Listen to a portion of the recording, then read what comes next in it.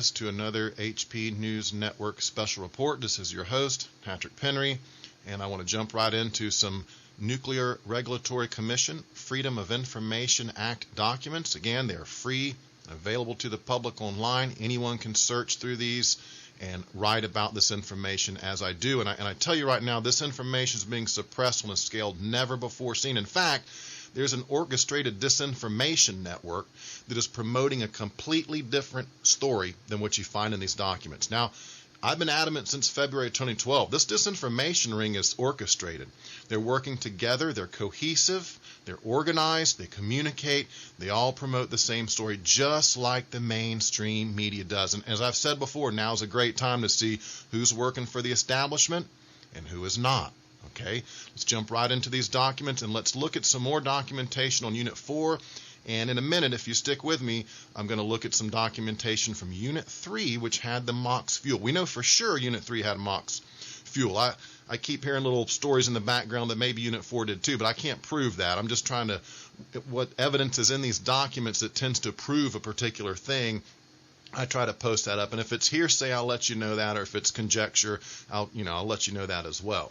And I give a lot of opinion too. I apologize for that. I'll try to just stick to the documentation today. So let's have a look at the first screen capture from the NRC Freedom of Information Act documentation pertaining to Fukushima.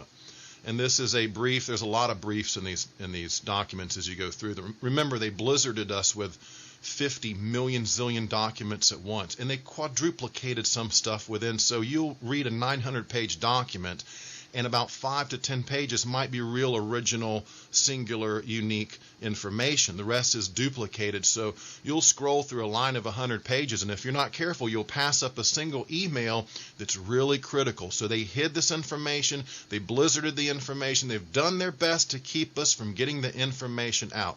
Now here's what this brief reads. From the 16th, 2011 of March, 809 EDT, article on Fox News website, parentheses, Japanese officials scramble to contain nuclear power plant crisis, close parentheses. The following statement is provided, quote, Japanese officials told the IAEA that the reactor fire was in a storage pond and that, quote, radioactivity is being released directly into the atmosphere, end quote. Long after the fire was extinguished, a Japanese official said the pool, where used nuclear fuel is kept cool, might be boiling. Quote, we cannot deny the possibility of water boiling, end quote, in the pool, said Hidehiko Nishiyama, an official with the Economy Ministry, which oversees nuclear safety, end quote. This information was providing context for the observed fires at the site, implying Unit 4. If so, it conflicts with information from WANO, World Association of Nuclear Operators, I believe is what that stands for, Tokyo, who has identified the fires as occurring in the recirc motor MG set area, which is one level below the operating floor. And I need to add here, folks, that in this documentation, the NRC is adamant that it was not a lube oil fire, as TEPCO officials tried to insist. In fact, they were staking their reputations that it was not a lube oil fire and that it was a quote-unquote seminal event. Well, that is likely Unit 4 as it melted down. That was the event. And we have evidence in these documents they actually pulled workers back when that happened. The rad levels were too high to send anybody in, even for a short amount of time. Okay, next screen capture continues on this brief. The NRC, via a briefing with international nuclear plant operators, indicated integrity of the Unit 4 spent fuel pool is compromised per NRC staff members in Japan who have seen pictures of the spent fuel pool. Also, I might add Moniger and at least one other were embedded with TEPCO officials, so they had first-hand information. They were there listening to the TEPCO officials as they discussed the actual situation. Updated info from NRC 1400 EDT is that the retaining wall has collapsed, although the liner appears to be intact. Per informal input from EPRI on 3/16/2011, 1225 EDT, indicated that the wall may have failed at 1300 on 3/16/2011. That's probably fairly accurate right there. It's a time frame of when we had enough loss of water to cause a zirconium fire. The IAEA reported there was a spent fuel pool fire and radiation released directly to the atmosphere. It goes on to say, it is now believed that several fires may have occurred in the spent fuel pool. Per WANO Tokyo, TEPCO was planning on using helicopters to add water to the pool, but abandoned the plan because a hole in the roof was not in line with the pool. That's critical, folks.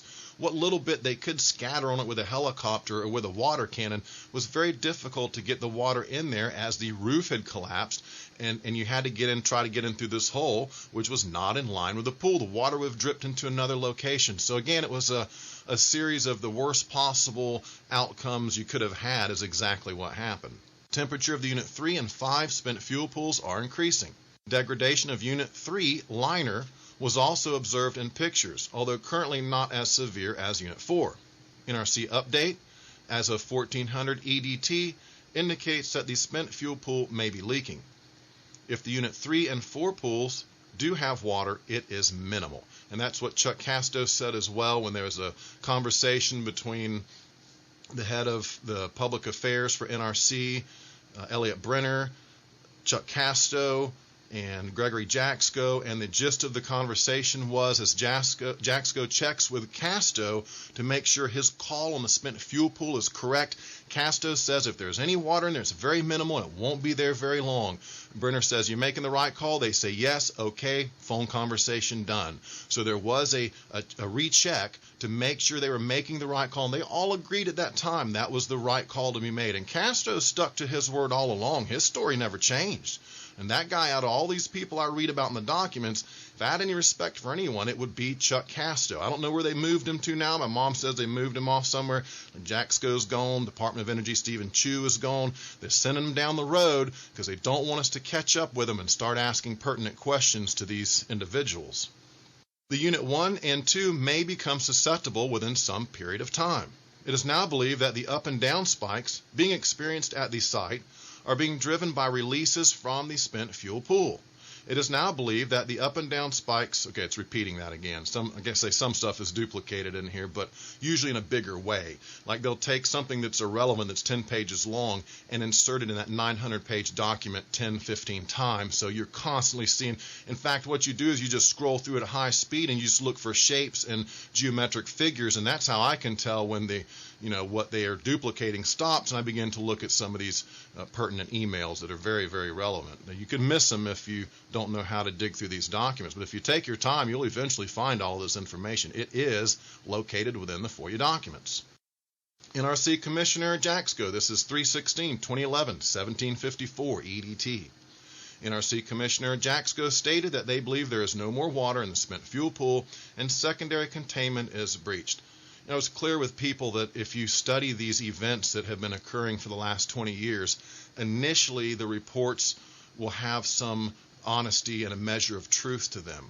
Later, when phone calls are made and people are cracking down and there's an information blackout, they tend to clam up, their story changes. So you have to look initially what came out. And this is a perfect example at Fukushima, where the NRC says, no, this is definitely what it is. And then later they totally recant that statement with, no, we made an honest mistake, had water in it all along. Folks, wow, that is a yarn a million miles long. That is a long story to tell right there, isn't it?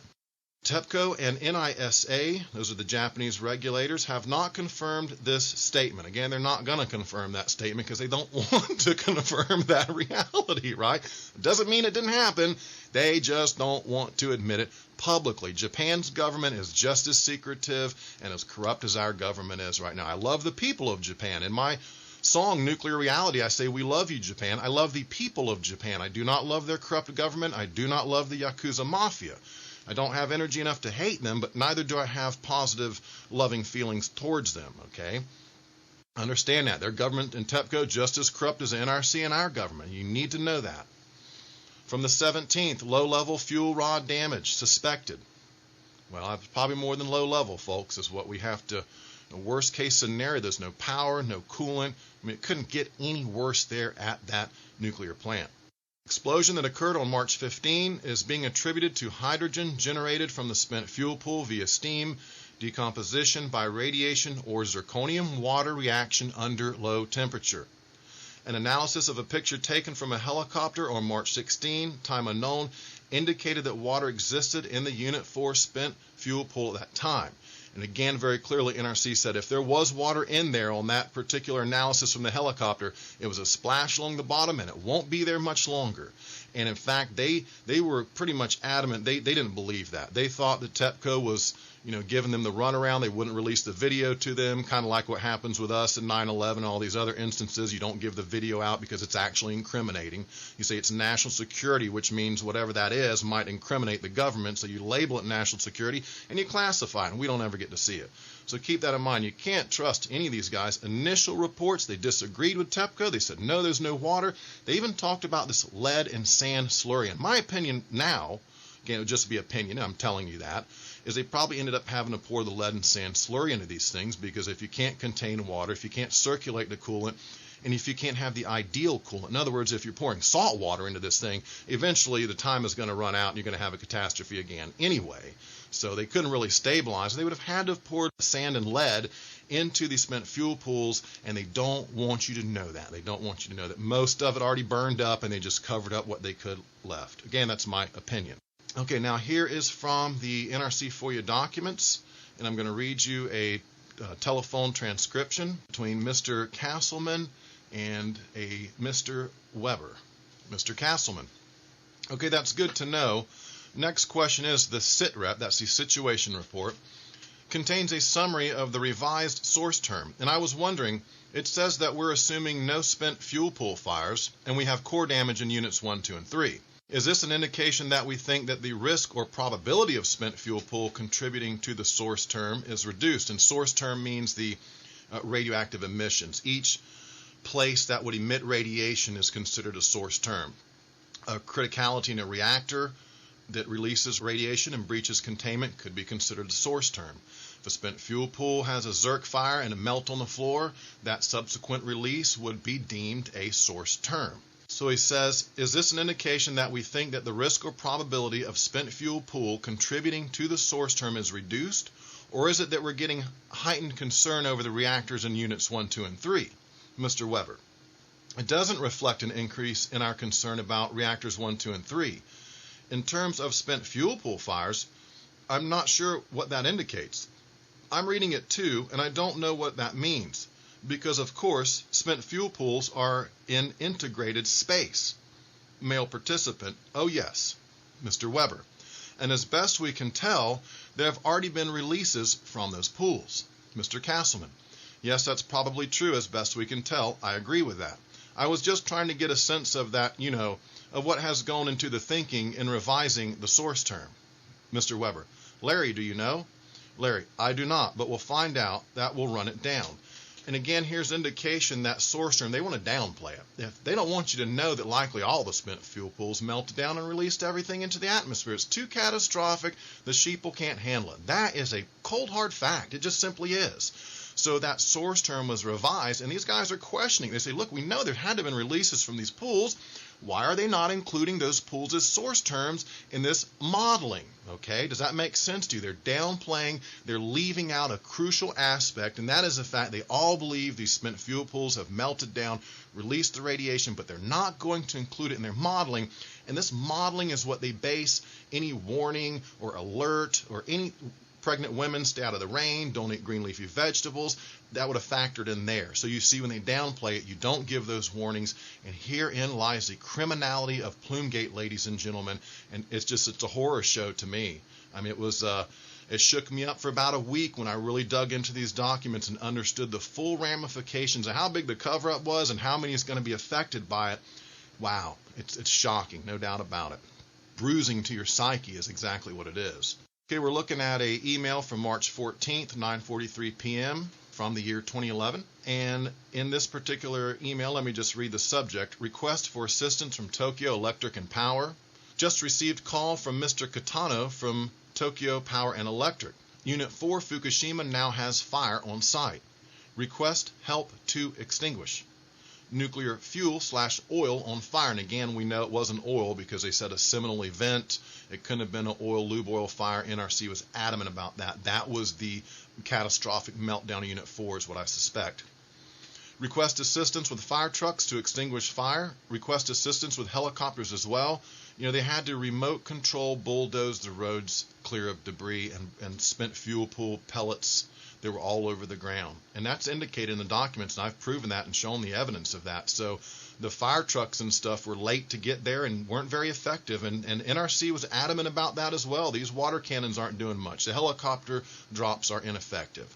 Again, it was the worst possible circumstances you could have had at a nuclear power plant. End of story. Extinguish requires water/boron/boric acid. You can't just pour water on a pyrophoric zirconium cladding fire. I wish it worked that way, but it's not like your campfire, not at all.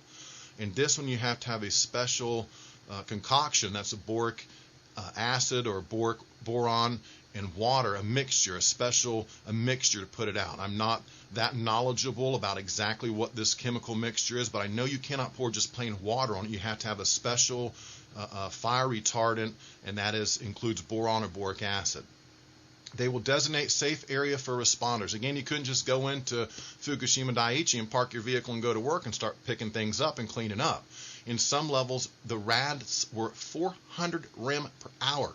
That's a fatal dose. They even say it's fatal doses there right now. What are they going to do? How are they going to rectify the situation? Okay, next screen capture is a Fukushima Daiichi summary display. This is just, again, a quick briefing that gives some information. If you look down near the bottom, I have it in red about Unit 4, but also there's some information on Unit 3. So let's look at 4 first and then what they say on 3. Core offloaded to spent fuel pool. Secondary containment destroyed. Walls of SFP spent fuel pool have collapsed. No spent fuel pool cooling is possible at this time. TEPCO requests recommendations, parentheses Moniger. Moniger was embedded with TEPCO. He was right there, TEPCO officials, as things were going down. Now, prior to that, it says, in regards to Unit 3, severe core damaged, seawater injection, containment primary apparently intact, secondary containment destroyed, and that's having to do with the reactor, the primary containment, spent fuel pool. May be in the same condition as Unit 4 spent fuel pool below. And if you look at those HD pics that are circulating around right now because people are questioning what's going on, digging around and looking for these pics, you just have to scratch your head and say, how could they have done anything but pour lead and sand into these pools, put a cover over it, and tell people that they're going to unload the fuel over time and everything's okay? That's all they could do. That's all I can't figure out what they're going to do. Be honest with people, say, yeah, it's a catastrophic extinction level event. Tokyo needs to be evacuated. The West Coast might need to be evacuated. We got to give warnings. We got to find another food supply. Oh, we're in big trouble. But we wanted you guys to know. Obama wants you to know what he knows as president, right? Gosh, that's one of the biggest lies out there, was that Rose Garden speech where Obama said he wanted you to know what he knows as president, right? That's a quote, exact quote. It's exactly what he said. Okay, next screen cap. Unit 4. Again, it's another brief. It gives dates, times, and a little bit of information. Sometimes you got to read through the lines because what TEPCO says in their briefs, you have to take with a grain of salt. They've lied time and time and time again, just as the NRC have. The highlighted section says 3/16/2011, 1645 EDT. Actually, from 3:15, I guess the Japan time is what JST is, I suspect. So 1645 EDT, 3/15/2011. TEPCO reported another fire in the reactor building that was extinguished itself within 2 hours. TEPCO was planning to battle the fire and add water to the spent fuel pool using helicopters, but abandoned the plan because a hole in the roof was not in line with the pool. So they couldn't helicopter water in it. That thing sat there with nothing. And even when the water cannons were there, the spray, most of it dissipated and didn't even reach the thing. There was discussions about how much is actually reaching it and how much is trickling down in the pool.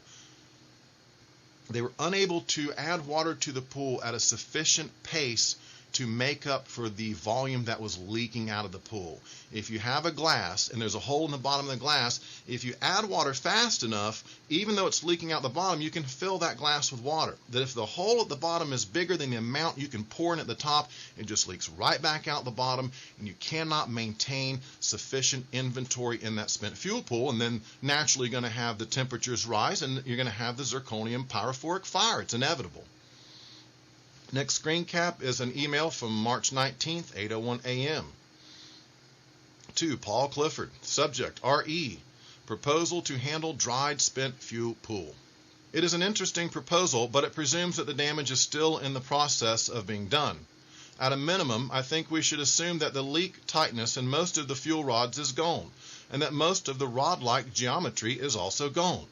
The result is a rubble much like 3 Mile Island. I would mention here they called in a guy who had expertise at 3 Mile Island with the spent fuel melt situation there. Now, why would they call him in if we didn't have a similar situation in these other pools? As the result is rubble much like 3 Mile Island. The evidence for this is the long uncover periods and the presence of cesium and iodine outside the plant. The question at the moment is how much zirconium metal-water reaction has taken place, parentheses, not just zirconium hydride reaction, close parentheses, because it provides most, but not all, of the heat source. If there is much zirconium metal left, it is prudent to cool it rather than inert it, because even a little water provides additional oxidizing agent. Okay, that's oxidizing means fuel for that fire. If there is little zirconium metal left, it is prudent to seal the containment leakage path rather than inert it, because there is only decay heat to worry about. Okay, and in this email, you kind of see the discussion of the dry pool, rubble on the floor. I mean, this is fairly consistent throughout the documents. If you dig through them, you can find these kind of emails in there. And this is what they were discussing at March 19th. Dry spent fuel pool, rubble on the floor. Okay, here's a transcription, telephone conference from the FOIA documents where Mr. Brown is talking to Mr. Casto. Mr. Brown, yes, Chuck, in my discussion this morning with INPO, International Nuclear Plant Operators, INPO took 3 action items out of the meeting that you're discussing. Gamma spectrometry list, there, of course, INPO's coordinating closely with DOE. The remote water measurement issue and technology for removing damaged spent fuel from the pool. So INPO's got it, and then we've told DOE, the embedded person, and we're getting them linked up. Mr. Casto, great.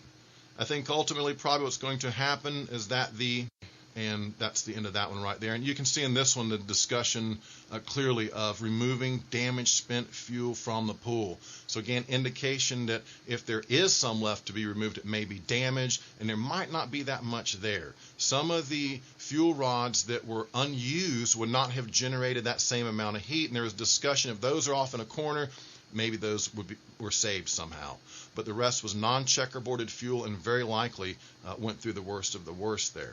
Okay, next screen capture. This is Chuck Castro speaking, and this first one I included because it discusses this equipment staging zone, and it kind of strikes to just the severity of the rad levels around Fukushima at the time, where Mr. Castro says, I'm sorry, well, back up. Male participant says, what is the J Village? The J-Village. I was like, what are they talking about, J Village? Mr. Casto, I'm sorry, that's a Japan village. It's outside the EP, that zone. You know, the 13-kilometer zone where they stage equipment for moving in and out of the plant. So 13 kilometers out, they're able to stage equipment in a zone where the radiation levels are low enough that they've decided they can stage equipment there. And that's important to know, because don't think you can just drive trucks and stuff in there and start making repairs. It was not like that at all. Okay, Castro goes on to say, I don't really understand. I was a bit confused. I mean, they wanted to defuel the spent fuel pools, and I don't know where they're going to put it. And some of that stuff came out of Unit 4. If it's left, if there's anything left there, let's put that way, you know, it's hot. Where are you going to put it? You know, you don't have a spent fuel pool, a spare spent fuel pool off somewhere. So I'm a little bit confused about their plan. You know, we all know that with the end in mind, so you got to have the end in mind. And they don't have any place to put all that stuff. So I don't know what their plan is. We'll deal with it tomorrow when they start standing up these groups, but they want to consider everything from sand to a sarcophagus. They're defueling the plant, and they want to look at all their options. Okay, this one's very revealing because number one, it looks at their options. If they're considering sand and sarcophagus, we know there is major damage there. And he's very clear about what fuel are they going to get out. And if they do, it's going to be hot. Where are they going to put it? You're going to load it into one of those dry casks? This fuel is not dry caskable fuel. Again, this whole Unit 4 offloading operation hoax hinges on you not knowing the facts. If you know the facts about nuclear power and how these things work, as I am learning myself, then you understand the official story, the alternative media story. All these trolls and shills are telling you bunk. It doesn't add up. Here's Casto saying even if you pull the fuel out, it's so hot. What do you do with it? You'd have to drop it in another pool almost instantly. You're going to put it in one of those dry cast containers. It'll burn right through that. This stuff is an intense heat. It's gone through a zirconium fire, some of them at least, and the rest of the stuff had to have been affected. The water level dropped. You can't just go in and pick the stuff up, load into dry cast, haul it off, and store it somewhere. That is a fantasy land fairy tale that just cannot, the physics just don't add up, okay? They just don't add up. And there's Casto, like I say, out of all these guys in these documents, if there's anyone I have any respect for, it's Chuck Casto. He seems to have been consistent throughout the documents. He didn't change his story. And furthermore, he seemed pretty serious about his job. When some of the young guys were cutting up, he tells them to cut it out. He's not there to fool around and tell jokes or whatever. So I kind of like Chuck Casto. Okay, next, screen capture. I'll just read you the bottom section to it because this is like a briefing of 1 through 4. Attached summarizes the NRC and NISA positions on the status of 1F1 through 1F4. That's Fukushima's units 1 through 4. Please let me know if anything in the attached needs to change. These are the NRC guys talking about it right here. Now we look at this particular graph here, and let's go and chart, whatever you want to call it. First, let's look on the right-hand side where it's yellowed in. NISA assessment based on thermal image and video. The video we talked about, the one that NRC disputed and said, nah, if there's any water in there, it ain't much, and they wouldn't release the video to them to examine it further. Their story changed, very shifty, shady. The thermal imaging was questioned by NRC because they said your thermal imaging won't be accurate if the roof is caved in, if there's debris on top. That is going to block heat. You'll have a lower reading. We're not getting accurate readings. We cannot be certain that these readings are accurate. So this note being made here is that NISA assessment is based on thermal imaging, questionable, and the video, questionable. Okay, now let's look at what NRC had to say on these, and you can compare and contrast, and let's look at units 3 and 4, and let's look at unit 3 first. RPV, reactor pressure vessel, that's where it all goes, the nuclear reaction, likely damage, containment, likely damage, core, likely damage, spent fuel pool, indeterminate, insufficient data to reach conclusion. Well, we've seen enough information now that they had already reached their conclusion on that kind of behind the scenes, and had been vocal about that as well, because again, Jaczko went before Congress to tell them the spent fuel pool 4 was dry, later to recant that statement and say, hey, we just made an honest mistake. Anybody could have missed that pool being full of water the whole time, right? Okay, Unit 4, NRC says likely damaged, H2 generated from zirconium steam reaction. Again, I'm just showing you evidence from the FOIA documents that controverts, that contradicts the official, much of alternative media, many of these so-called anti-nuclear figureheads that are speaking out right now. They don't talk about this stuff. And at the end of this video, I'm going to give you a list of 8 things that I've uncovered in these documents. I told everybody these documents were explosive. Okay, they attacked me, they trolled me, they dismissed me, but now things are changing because some important people have taken notice of what I've been putting out there into the realm of public information. Again, the information is what I want to put on trial. Okay, not Patrick Penry. I'm just the messenger. Don't hate the messenger. Next email from March 29th. Some of these I'm doing in sequential order by date. From Giulia Visconti, nuclear.energy.gov. And this is to NIT Solutions. This is, well, let's just go down this email and you understand what it's about. Dear all, as requested, this is an update of how I am helping in Tokyo for the week. My main duty is to be embedded with the NRC team at the embassy. I am also performing other duties where I can be helpful to Ron and Alicia. They have both been very welcoming. Julia, here are some items of interest. Okay, here's where it gets good. Well, again, like I underlined, my main duty is to be embedded with the NRC team at the embassy. And we also had utility execs here at a meeting, tsunami, Japan earthquake and tsunami drill, which coincidentally occurred at the same time of the Fukushima event. So we had utility execs here from Japan. We had translators. They can't say, the NRC can't say they didn't know. I mean, you couldn't have had a better communication system possibly set up the day of the Fukushima disaster because you already had a Japan earthquake and tsunami drill simultaneously, coincidentally, occurring as the tsunami and earthquake went down. That's incredible, isn't it? It says 2 PNNL experts to visit Japan at the request of Japan to help on water decontamination and storage issues. Japanese government is seeking private sector experts on fuel rod/pool issues with hands-on 3 Mile Island experience per NRC meetings. Okay, and I told you at least one guy I know of in an email, they sent him in there as an expert, and he had previous experience with 3 Mile Island and the spent fuel partial melt at 3 Mile. Let's go down to the bottom and read my highlighted section. Participate in NRC meeting issues, remove heat from the reactor, structural concerns for the pools, controlling releases, water management is a big issue. Are the Japanese workers wearing adequate protective clothing? Flooding, continued leakages, ? Need to establish the water level of the pools, want to get water above the rods, maybe 3 to 4 feet above. Plenty of indication, ran dry, water went below the rods. And again, Kathy Gibson had access to this email, and what you do in a real investigation, they would subpoena people for deposition. You would be questioned. We want to know what you knew and when, and certain emails and statements indicate that certain players knew certain things at a certain time, but withheld that information intentionally from the American public. That's the direction that the investigation would initially take, is my assumption, is how the Department of Justice, if we had a Department of Justice that really worked for the people and didn't just protect the corporate and the politicians, they would immediately begin to subpoena people like Kathy Gibson from the NRC and take recorded depositions under oath and find out what they knew and when. Of course, I've already provided plenty of information in a bunch of these guys what they knew and when. Okay, this particular letter from Microsimulation Technology. Subject, Fukushima spent fuel pool fire study. 2 friends in nuclear industry. Back in 2002, after the 9/11 event, a concern was raised on sabotage to spent fuel pools. We developed a simulator predicting the consequence following a loss of coolant and or cooling event. It was presented at National Radiological Emergency Conference. The Fukushima Unit 4 fire unfortunately turned the scenario into reality, instead by natural force.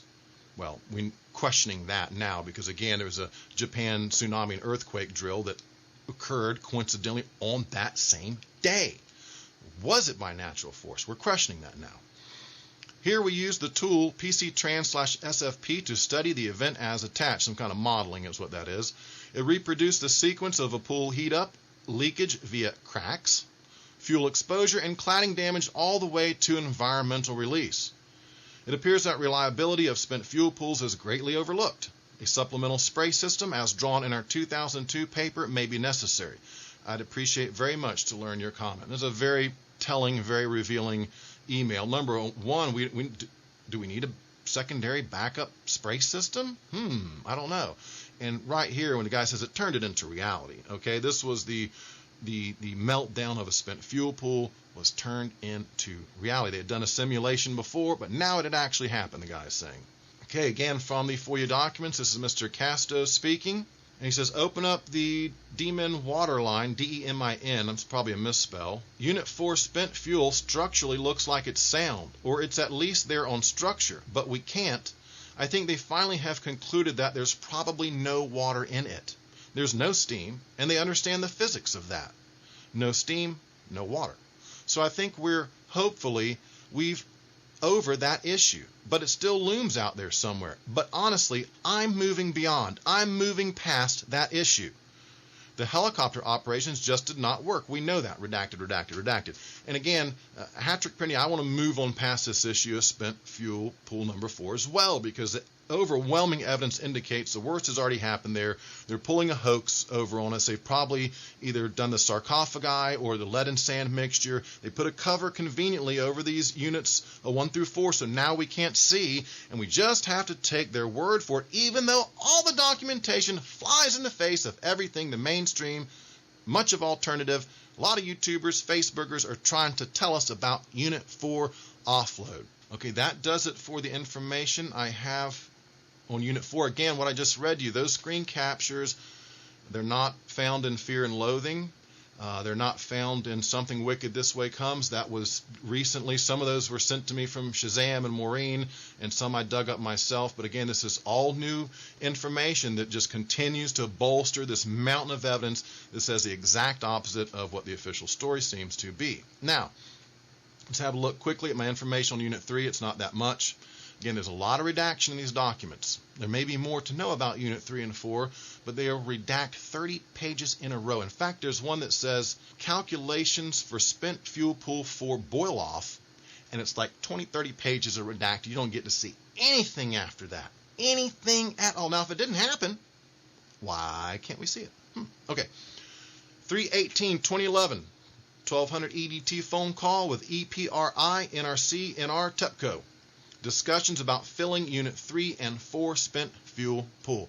Why would you have a discussion about filling the pool if it was not empty? Okay, so we know at some time, at least these pools, at least each once ran dry one time, or pretty darn close to it. Recommended using borated water versus borated water/sand slurry. Concern with heat capacity and amount that can be injected without damaging structural integrity of spent fuel pool liner and concrete. In other words, if it's smoldering super hot down there and you pour this ocean water on it, what do you think is going to happen? What happens when you take a hot glass that you've put in your campfire and warmed up and you throw it in a bucket of water? It cracks, it shatters. And they know that's going to happen. They also know that when you add this water, you're going to be, quote unquote, this is NRC's term, shooting the source term. And it's going to create an incredible source term. An incredible amount of radiation will be released, even if you try to regain cooling geometry by pouring water in there. And good luck with that, because I don't think that happened.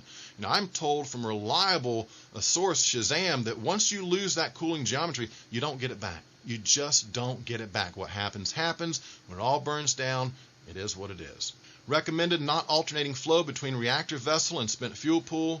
Concerned with thermal shock to fuel if injection is stopped. Okay, here's from another brief out of the FOIA documents, this little chart, and you can look down at Unit 3 in red. Core damaged, cooling, RCS depressurized, radiation released. Primary containment, some damage. Secondary containment, lost. Spent fuel pool, low water. And you look, Unit 4 is about the same thing there, low water there as well. Secondary containment lost, primary some damage. Okay, from the FOIA documents, from a telephone transcription conversation, here is Dan speaking. He says, yes, I don't want to jinx the last hour and a half, but the facility status is similar to yesterday. The Japanese focuses more on Unit 3 than on Unit 4, and there is redacted, redacted, redacted. They have had Japanese self-defense force helicopters dropping water on Unit 3. Units 5 and 6 seem to have gotten the cooling back into their pool, using power from diesel in Unit 5. Things are pretty much where they are. And again, you see here they're focusing on Unit 3, and it seems to be a priority at some point. They say, look, don't worry about Unit 4. I mean, Unit 4 is, it's bad. But Unit 3 is even worse, even worse. And if you look at the HD pics, Unit 3 and Unit 4, I provided these before. You can find them online if you look around. That's very revealing as to the real extent of the damage. Structurally speaking, an engineer will tell you this. Looking at Unit 4 tilting to the side, an engineer would look at you, a structural engineer, and say you'll never have the structure back to that building that would be reliable and safe. You just can't do it. You demolish it is what we do, and we build another is typically what we do. Of course, this is, again, a nuclear reactor. You just can't do that. Okay, I'm including this one because this particular screen capture is indicative of them downplaying. They know that Unit 3 has also released radiation to the atmosphere. And when they do model it and estimate the dose estimate, they're downplaying it because they're not factoring in the use of MOX fuel, mixed oxide fuel that contains a higher percentage of plutonium, and thus it's much more deadly, much more dangerous when there is a reactor criticality or a spent fuel meltdown when we're dealing with MOX fuel. That is why the controversy over MOX fuel, and that is why nobody wants a MOX fuel plant anywhere, let alone any nuclear plant. But we certainly don't want to start using MOX fuel. It's very dangerous, and this shows they're downplaying that danger. Again, this strikes to the cover-up of PLUME, and this is a criminality when they know it was worse than what they told us. And we got blasted with no warnings. Now let's look at the particular highlighted section, and this is, they're discussing other countries' comments and angles on this particular thing. And they discuss Russia and Canada and so on and so forth. But you get down here to the Canadians, and let's see what they say about the Canadians here. It says, there was a discussion on the 32 MOX assemblies in the Unit 3 spent fuel pool and the MOX fuel assemblies placed in the Unit 3 reactor vessel in September 2010. The other countries explained how they individually were evaluating and calculating the release path and dose estimates. They asked if the NRC had revised dose numbers for our source terms. Told them that we could discuss at the 1400 call today. So Canada is saying, look, are you sure you're not missing the fact that these are MOX fuel assemblies, and thus the dose rates will be increased. It won't be as you wouldn't model that as you would with a normal fuel rod. This is a special case, a higher level of plutonium. You would input different parameters into the program, and it would spit back a higher dose estimate at location X, Y, or Z. It's really that simple. And Canada here is saying, hey, are you doing that? I don't think you're doing that. You need to evaluate and calculate those particular doses based on the MOX. You need to revise your dose numbers is what they're saying, okay? Criminal, absolutely criminal. They knew it was a lot worse than that. They knew about the MOX fuel. They knew about spent fuel pool 4, number 3. Everything else, they downplayed it. And now, folks, we're beginning to hear it on the West Coast, starfish and the polar bears and the people's getting sick. And just as we've told you guys, if you research and study Chernobyl, 5 to 10 years, those cancers really begin to kick in. The worst is yet to come. We're on the cusp of the big increase in cancers, thyroid problems, heart conditions, radiation sickness, so on and so forth, you name it. It is coming. It will be undeniable. They won't be able to deny it within a matter of a couple, 3 years is my estimation. Again, that's my opinion and my estimation right there. Okay, next screen cap is from a back and forth in the emails from some guys from the NRC. Let me try to read them in time sequential order. So first we have Edward McCann to Phil Qualls, and he says, oh, swell, Unit 3 has MOX. Does the SFP have MOX? I thought not. 3:25 p.m., Phil Qualls responds. He says, below is a photo that the press calls a fire in U3, Unit 3, during the event. When I took a second look, I wondered what happened to the quote-unquote smoke. The plume sort of ends, not dissipate like thick smoke usually does. This looks much more like a steam plume during cold weather. Parentheses, remember, it is still cold there as they had snow. In parentheses, and in parentheses again, at least to my experience, but will defer to Mark as concerning smoke behavior, in parentheses. This may really be the Unit 3 spent fuel pool boil off. The amount of steam seems a lot for decay heat. This may really be nuclear heat from an undesired criticality, and he's referring to inside the spent fuel pool of number 3, where the MOX fuel would be located. And they're going to discuss that, but he basically, they're discussing the steam versus smoke issue, so on and so forth. I think I have a Der Spiegel picture of this. Yes, here we go in the next screen capture. I've kind of blown up that last email comment, and then you can see the top. This was a better definition than the other one I'm going to show you in a second, but you can look at the steam and vapors coming off, and the top of Unit 3 is just collapsed down. The metal's twisted from the heat, and again, I've read in there where they said the metal at first when the roofs collapsed, it wasn't all twisted. It was after the meltdowns in 3 and 4 that those steel girders began to melt and twist, and they discussed it. I think I include that on Fear and Loathing on Fukushima Unit 4, that particular bit of information. So looking at that twisted metal down there, that occurred after the intense heat from the spent fuel pool criticality. And this next one is very poor definition. I understand that, but for your information, this picture is from the Der Spiegel, and it says thick white smoke billows from the number 3 unit of the Fukushima Daiichi nuclear power plant. Again, they say, hey, that looks like the last bit of steam coming off of that. What you get in the mainstream and what you get in these documents, again, or alternative media and YouTubers and all that for that matter, are totally different in these documents, what they're saying. And that's why I tell people right now, you can look and see who's working for the establishment, because they avoid these documents, they won't talk about these documents, and they attack people who do talk about these documents. So it's really crystal clear. You're looking through a lens right now. Oh, the emperor wears no clothes. I've warned people about this organized disinformation ring, and they've continued to operate with impunity in this country, denying the American public information that would save lives of women and children. Folks, again, I've been clear, that's treason. This disinformation ring is incredibly treasonous. I'll put it that way. Okay, from the FOIA documents pertaining to Fukushima, here's another phone transcription of a male participant. We don't always get to know who's speaking, but let's examine what this person says.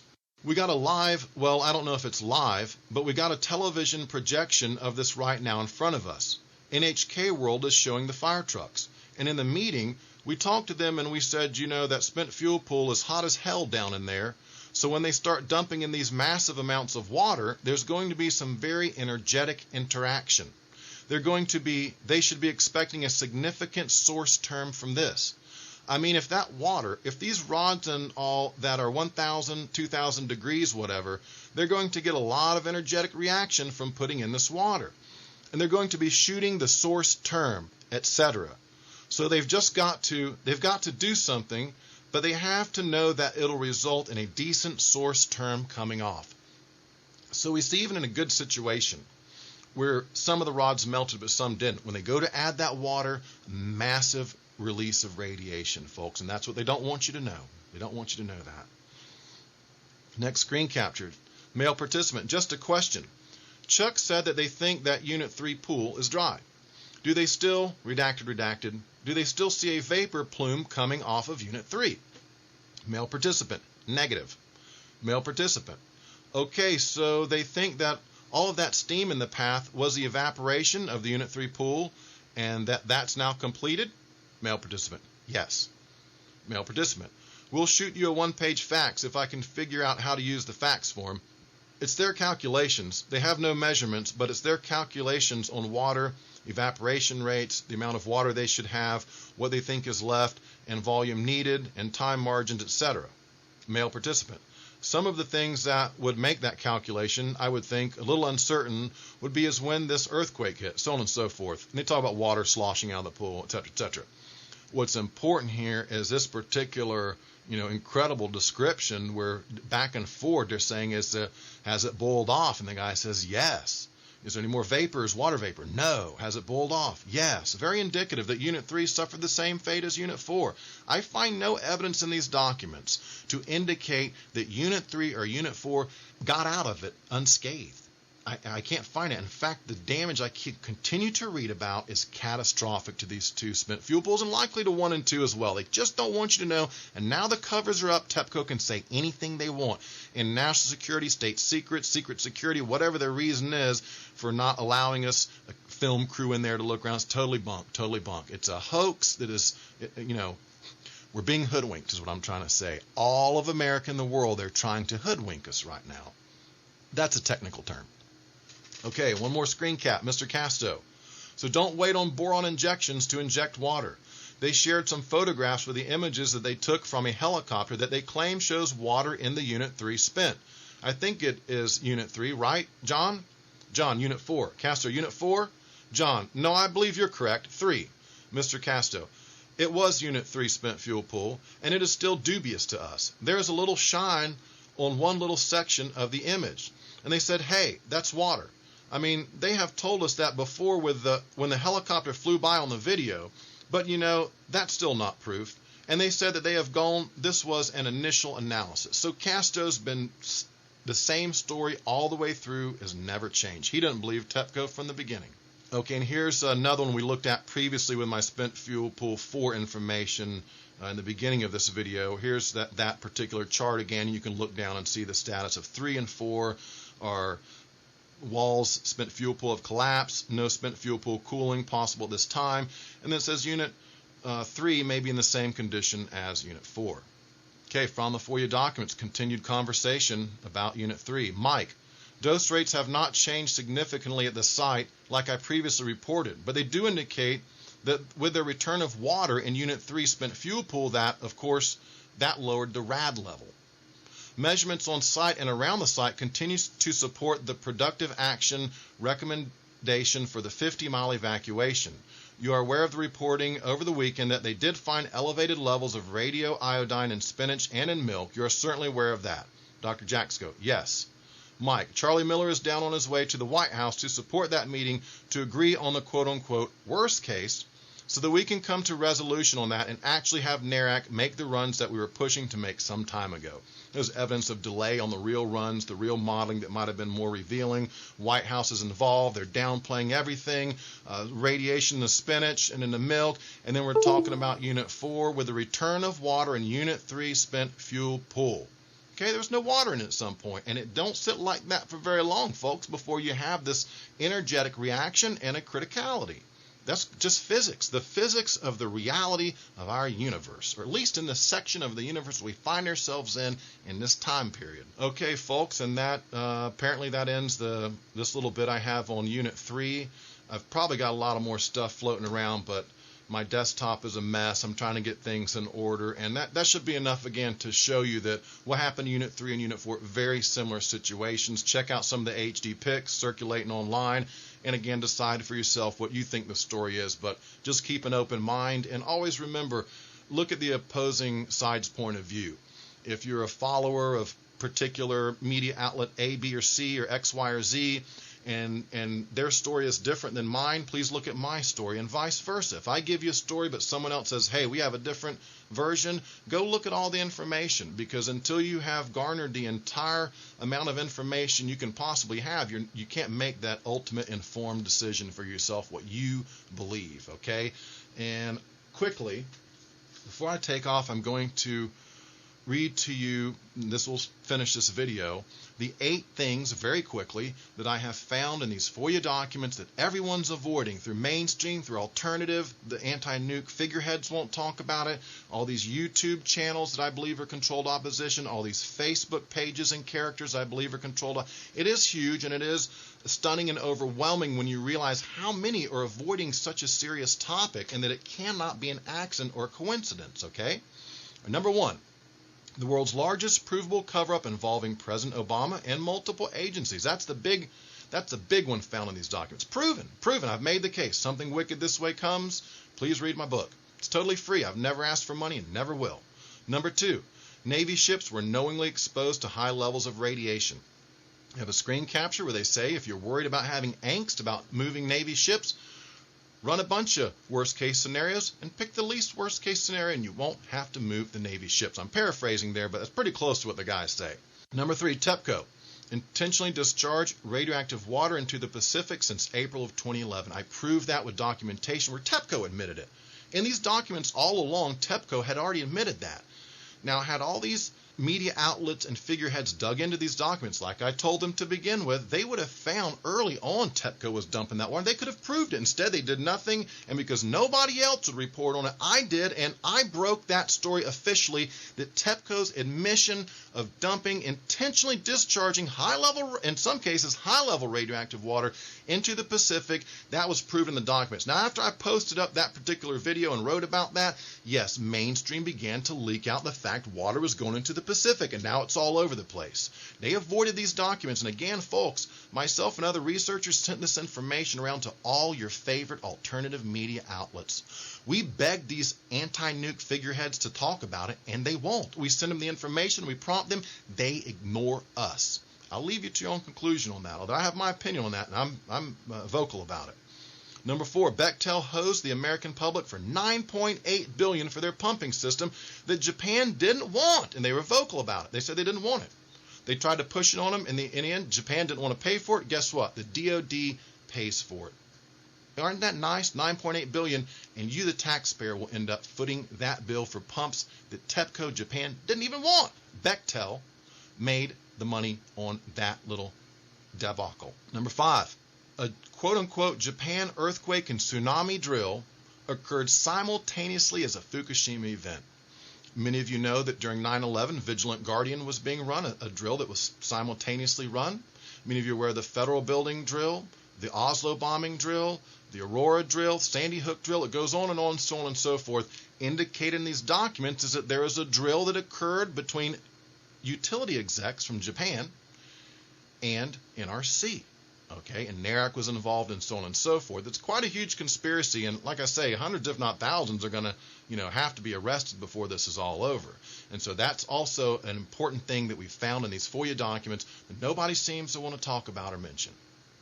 6, there is evidence that we have many non-seismically qualified spent fuel pools here in the U.S. That should worry you. Number 7, our nuclear plants are not prepared for a tsunami/earthquake co-event of the Fukushima magnitude. That should worry you as well. And finally, number 8, Unit 4 and Unit 3 for that matter lost all its fuel in a pyrophoric fire and likely released its radiation directly to the atmosphere. And I've provided a lot of evidence of that. I'll link to my Fear and Loathing and to Something Wicked This Way Comes.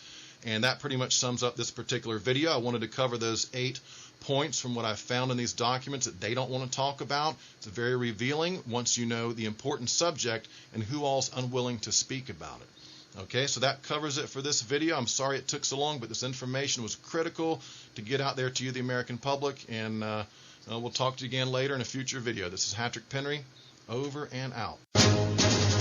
This has been an HP News Network special report.